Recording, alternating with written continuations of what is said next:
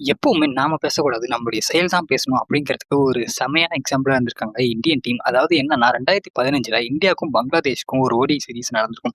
இந்த ஓடிஐ சீரிஸ பங்களாதேஷ் 2-1 ஜெயிச்சிருப்பாங்க. இந்த சீரிஸ்க்கு அப்புறமா பங்களாதேஷ் மீடியா இந்தியன் டீம ரொம்பவே அசிங்கமா எடிட் பண்ணி போட்டிருந்தாங்க. அதாவது இந்தியன் பிளேயர்ஸ்க்கு பாதி மொட்டை அடிச்ச மாதிரியும் அண்ட் பங்களாதேஷ் பவுலரான டஸ்கின் அகமத் தோனியோட தலைய கையில வச்சுட்டு ஓடுற மாதிரியும் ரொம்பவே அசிங்கமா எடிட் பண்ணி போட்டிருந்தாங்க. பட் இந்தியன் டீம் இதுக்கு எந்த பதிலுமே சொல்லாம இருந்தாங்க.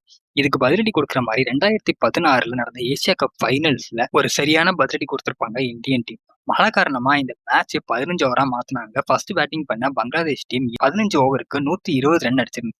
இதை சேஸ் பண்றதுக்காக வந்த இந்தியன் டீமுக்கு ஷிகர் தவானும் ரோஹித் சர்மாவும் ஓப்பனிங் வந்தாங்க. ரோஹித் சர்மா நின்று விளாஸ்பார்னு பார்த்தா அவர் ஒரு ரன்கே அவுட் ஆயிட்டு போயிட்டாரு. அதுக்கப்புறமா வந்த விராட் கோலியும் ஷிகர் தவானும் பார்ட்னர்ஷிப் சேர்ந்து பங்களாதேஷ் பவுலருக்கு ஆட்டம் காட்டினாங்க. எல்லா பக்கமும் பால செதற விட்டு நாங்க தாண்டா ஜெயிப்போம்னு ஒரு இதா நின்று ஆடிட்டு இருந்தாங்க. அந்த நேரத்துல தான் ஷிகர் தவான் அவுட் ஆனாரு. அதுக்கப்புறம் வந்த தோனி 6 பால்ல 20 ரன் அடிச்சு மேட்சை முடிச்சு வச்சு ஒரு சரியான ரிவெஞ்சை கொடுத்திருப்பாரு பங்களாதேஷ் டீமுக்கு. இதனாலதான் சொல்லுவாங்க யார்கிட்ட வாய் பேசுங்கிறது ரொம்ப முக்கியம்.